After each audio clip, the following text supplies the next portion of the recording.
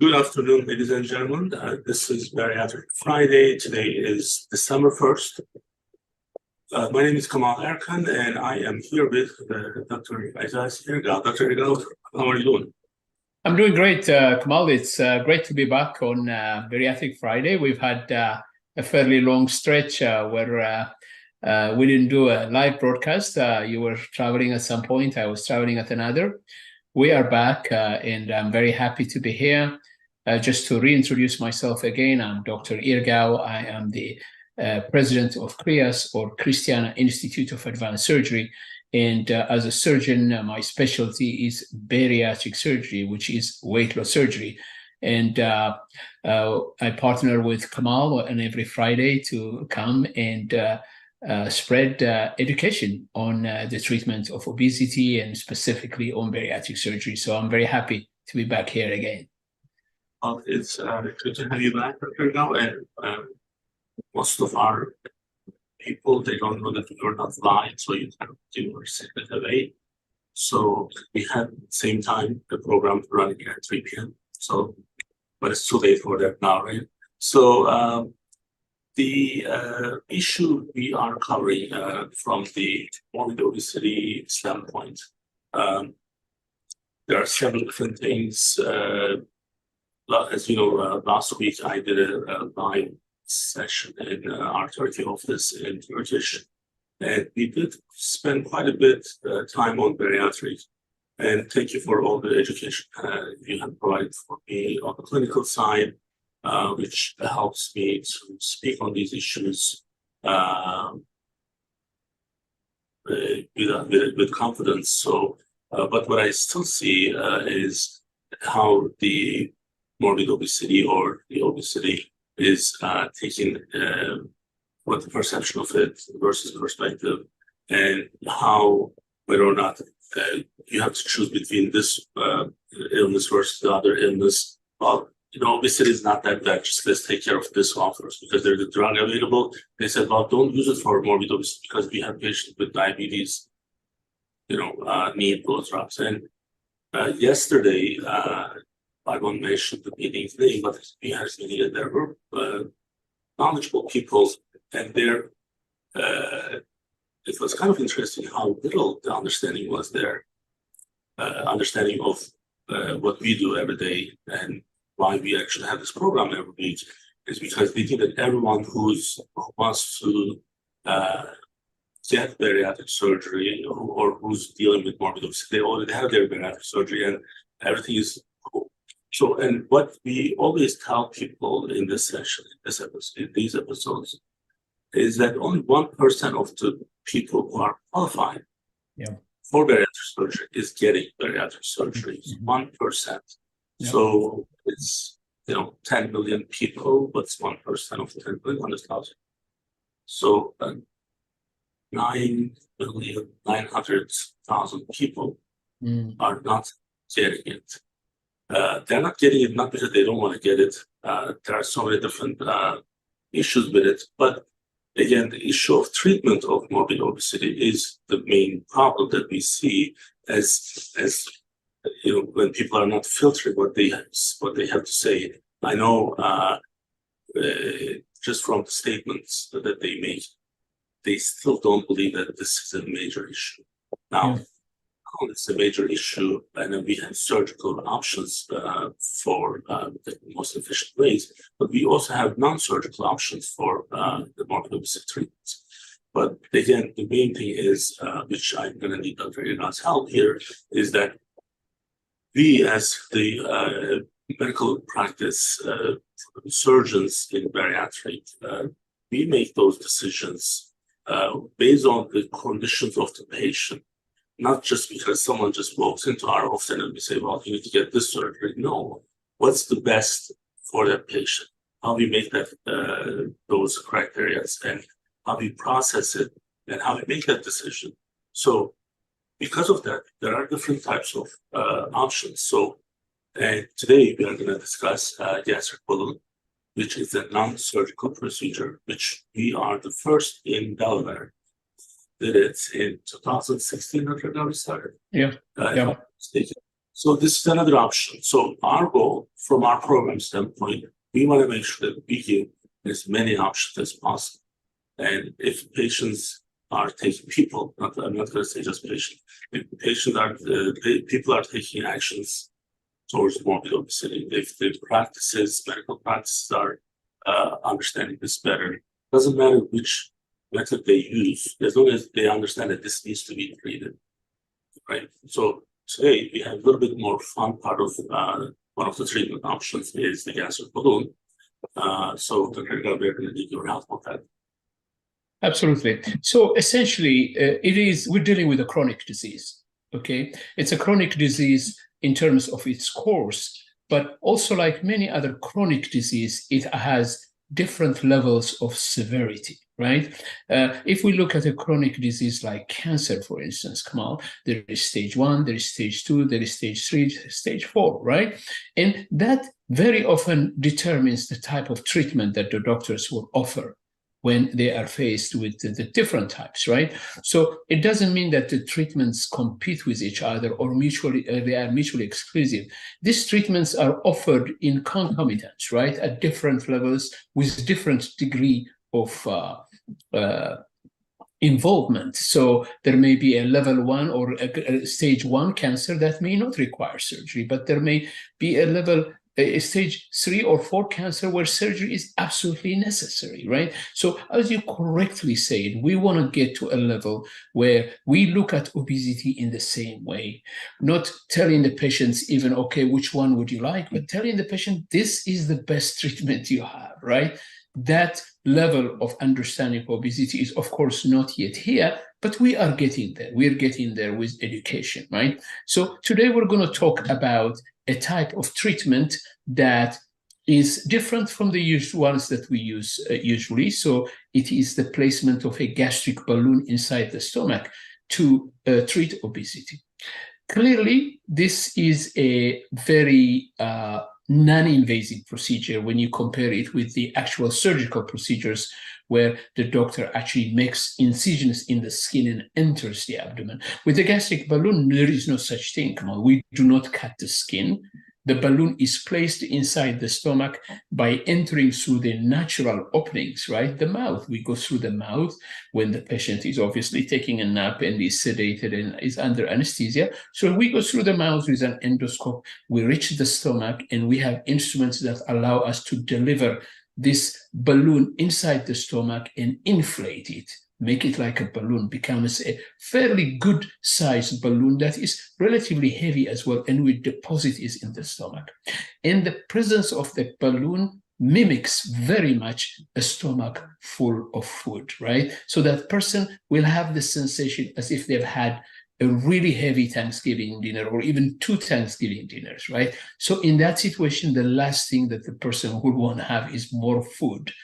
And really, we are curtailing the food intake, appetite, and hunger with the presence of the balloon, right? So the balloon can be placed in the stomach very, very safely, and it can stay in the stomach for 6 months. So one of the great appealing aspects of the balloon, Kemal, is that it is non-invasive, of course, but it's also completely reversible because at the end of the 6 months, we are removing the balloon.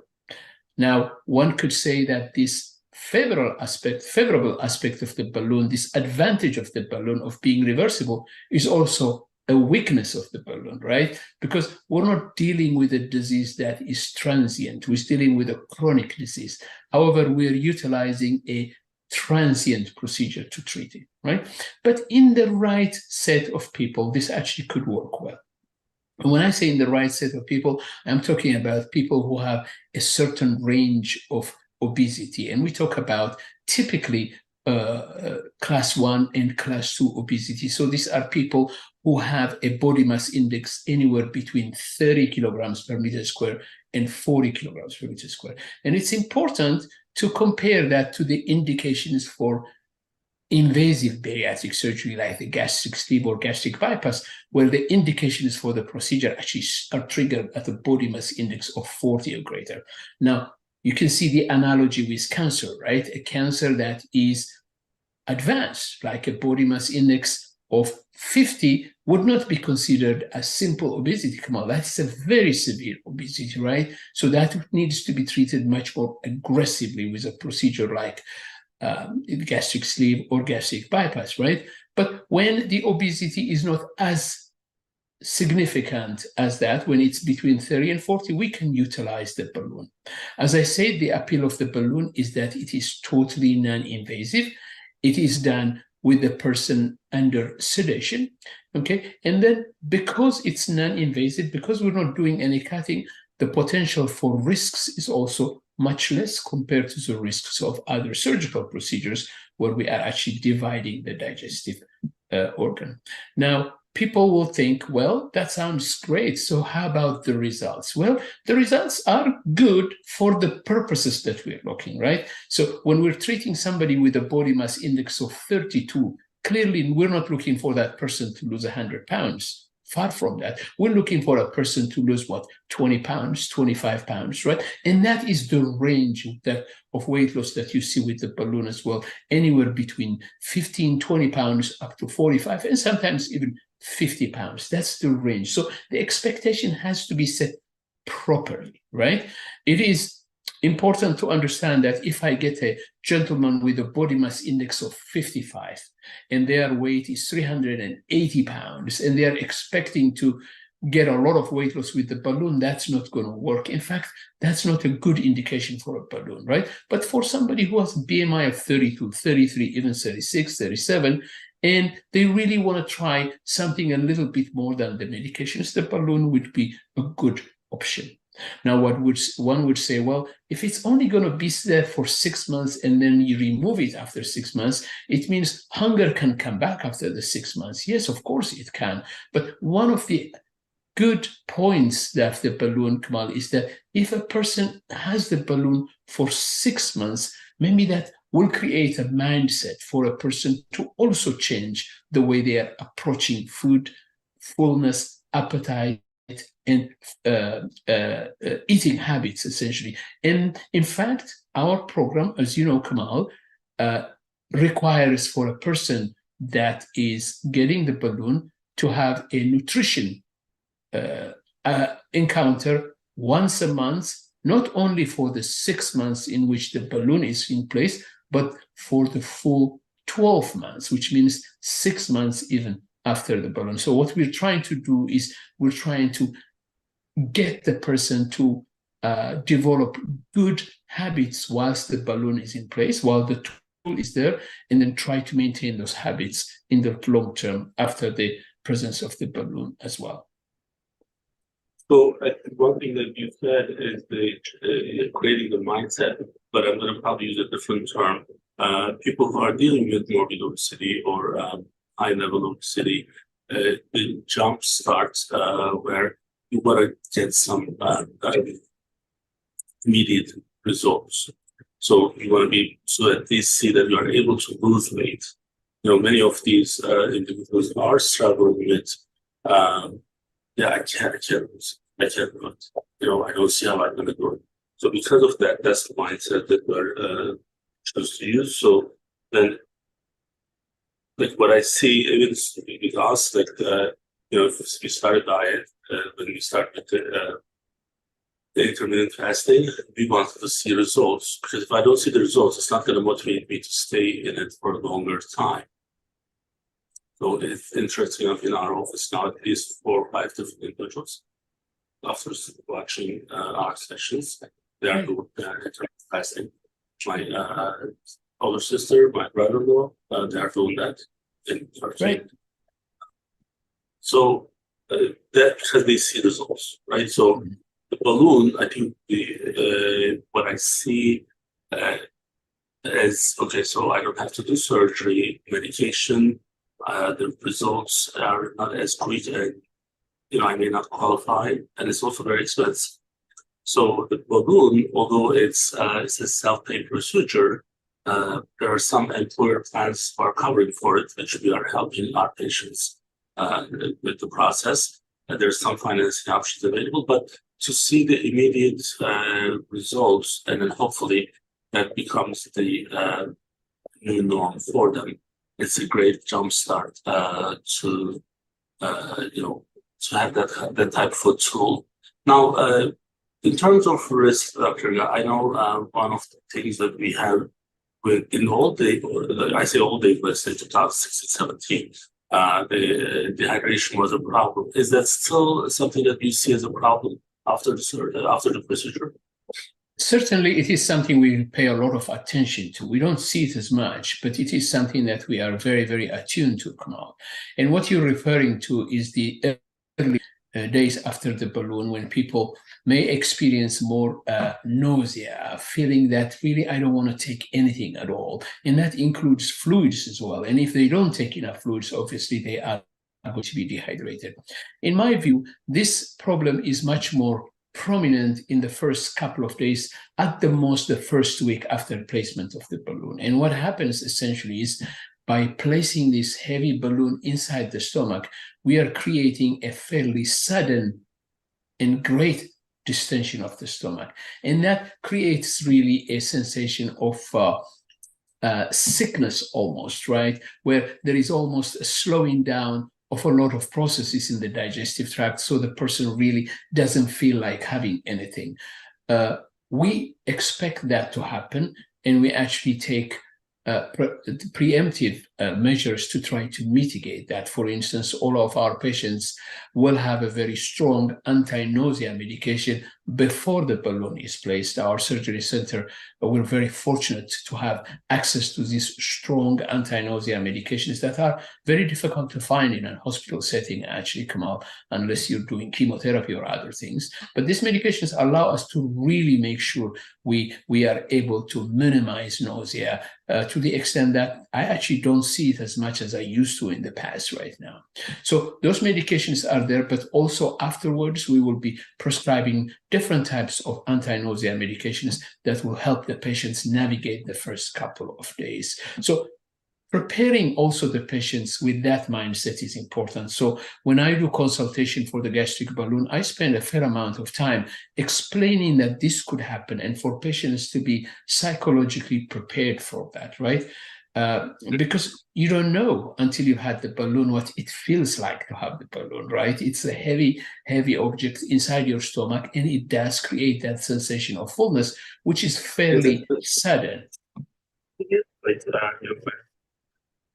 Is there fully, is it just like the feeling of it? Is it like when you have too much food, is that the same feeling that you are? Yes, absolutely, absolutely. So I mean, the kind of thing college students will experience when they continue to eat despite having discomfort, right?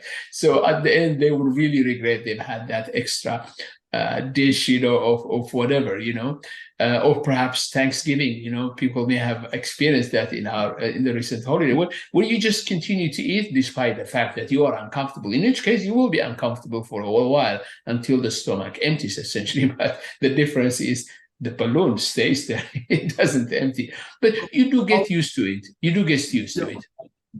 I'm kind of relate to it. So if that's what you're describing, eating too much, and then now you're suffering, which this Thanksgiving I wasn't here, so then I didn't have that problem. And then I was able to avoid my mom for 2 weeks with having signs in the house, so no begging for food or no insisting for food consumption. So and I'm not kidding, by the way, I did have like 2 signs in the dining room and in the kitchen. So is that is it something that they can get used to, or is it getting better like each day when they have that, Oh no, the people get used to it very, very quickly, and also get used to it, meaning not to the discomfort itself, but they accept the fact that there is this heavy balloon inside their stomach, and the body adapts to it fairly, fairly rapidly. So within a couple of days, most people will be absolutely fine, and after that, they will be able to resume intake without any problem. So if there is concern about dehydration, it's really in the first 24 to 48 hours. After that, actually, it's absolutely fine. So we can talk a little bit about potential complications of this procedure. Obviously, the reason a lot of people choose this procedure is because they are concerned about complications with the bigger procedures sometimes. And I do see people even who would be good candidates for the gastric sleeve really go into the balloon thinking that they're exposing themselves to too much risk with the gastric sleeve. Having said that, as we were explaining to the board yesterday when we were talking about the secondary surgery center, the level of safety of procedures like the gastric sleeve and gastric bypass in programs like ours is so elevated right now that we consider them to the same risk level of things like gallbladder surgery. It's minimally invasive, so it's like the same thing. Absolutely. But yeah, but there is still the perception, obviously, and people obviously shy away from that until they are very educated. But I do think that they choose the balloon to some extent because their risk tolerance, at least their perception of risk, is mitigated by the choice of the balloon. Now, it doesn't mean there are no risks with the balloon as well. There are. Any procedure that we do has risks. So, but the risks are comparatively less, impactful when you look at the balloon. So, can somebody develop irritation of the stomach with the presence of the balloon? Yes. Can somebody develop heartburn? Yes. What do we do about that? Well, as I said, we focus on preventative measures, which means that, for instance, anybody who has a balloon in place will be taking antacid medications every day for the time in which the balloon will be in place for the whole 6 months. In fact, I do start antacid medications on these patients about 2 weeks before placement of the balloon, and I ask them to continue after that. Now, could you develop something even more significant than irritation of the stomach, even an ulcer? It is possible, but it's not very common. The development of the balloon over the years has been such that the surface of the balloon is relatively friendly to the surface of the stomach, particularly if it's kept within that 6 months period of time. Now, one potentially serious complication, Kemal, would be migration of the balloon into the rest of the intestine.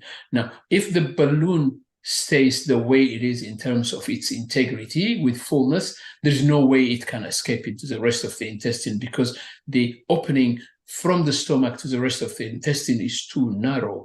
But you can imagine a situation in which the balloon becomes deflated, loses its fluid and becomes much, much smaller, in which case it could potentially migrate. And if it migrates into the intestine, it could potentially cause bowel blockage that potentially may require surgery to fix it. Now, this event is very, very rare. We certainly haven't seen it ourselves, but it is something we obviously have to tell patients about, potential telltale sign that may have happened. One good thing, Kemal, is in our center, actually, we fill the balloon with a fluid that has a color in itself inside. And if the balloon starts leaking, actually the patients will be passing urine that has green color or blue color. So one of the things we tell patients is that if you do find that the color of your urine has changed into green or blue, you have to tell us, because that could be a sign that the balloon is becoming deflated, so that we can intervene promptly and remove the balloon before it has migrated downwards. So as I said, leakage is very, very rare, but even if it happens, we have placed some measures that allow us to detect this early enough and then remove the balloon. Another way for the patients to really be alerted is that if they suddenly lose a sensation of fullness, right? The balloon is in place, it's full. If suddenly they don't feel as full as they were, they have to tell us, because that could be another indication that the balloon might have gotten deflated, really. So I think just to recap, what I'm hearing is that the patient selection process is important for balloon. So not everyone is a candidate. So if your BMI is more than 35, most likely balloon wouldn't be the first choice. But let's say even if it's between 35 and 39, and then because you don't have comorbidities, then you do want to actually take advantage of this, then maybe a solution for that time. Those who are between 30 and 35, that would be the first choice in many cases for those patients, especially if your kids are getting married in 6 months. Probably this is the least complicated one with no bad outcome. And I know a couple of our, I think 2 of our physicians had this surgery. I mean, this procedure. One of them was public with it, and one of them is not. But they did actually. The physicians went through this, and that's when I felt more comfortable back in 2017. So, and they kept it off.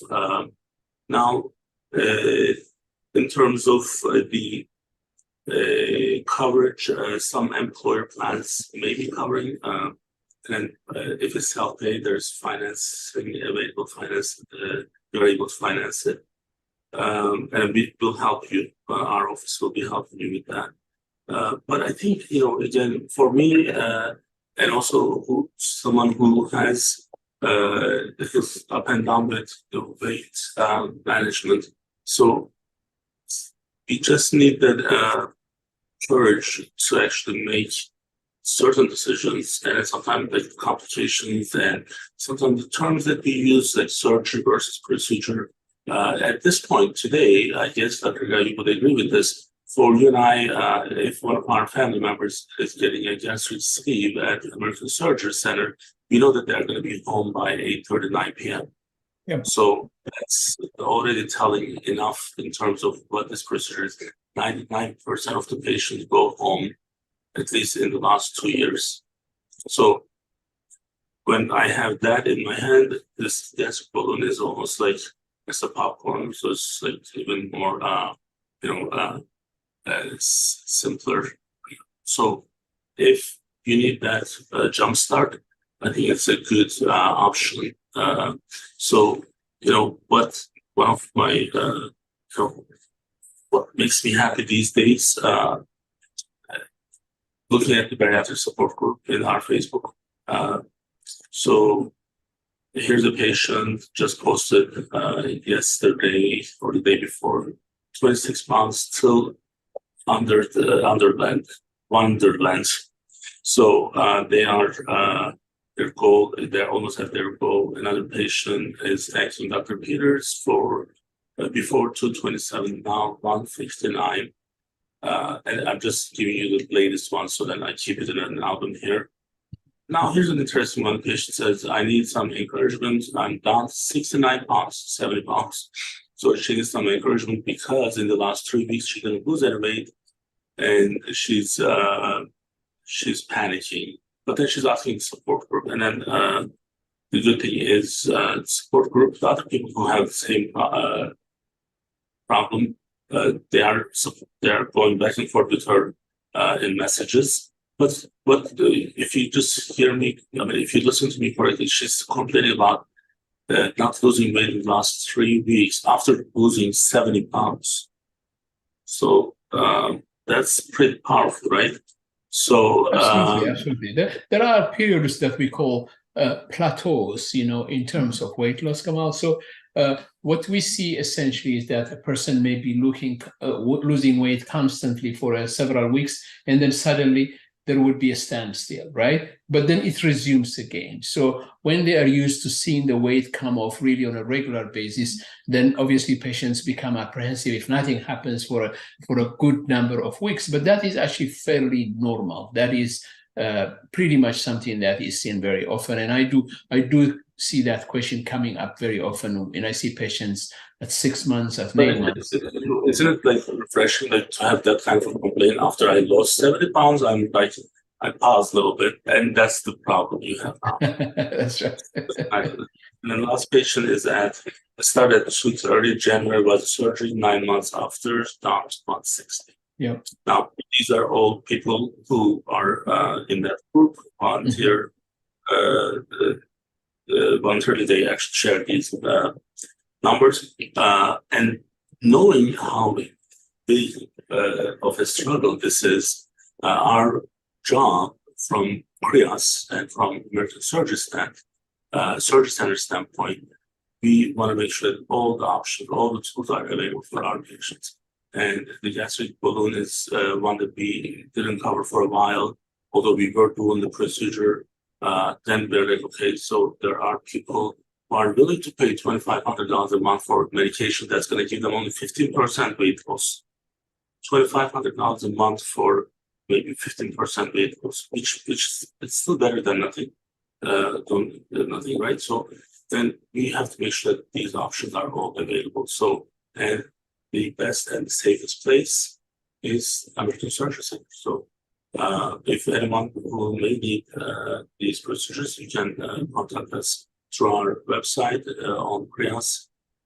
You don't even have to call the office anymore. You can actually, as soon as you get to the website, our AI system will mention schedule your appointment without you talking to anyone. So we would be just happy to be part of your weight loss journey and be there when you are much healthier. And that's what we have for today. So, Dr. Ergau, thank you so much for joining us. Thank you, Kemal. Appreciate it.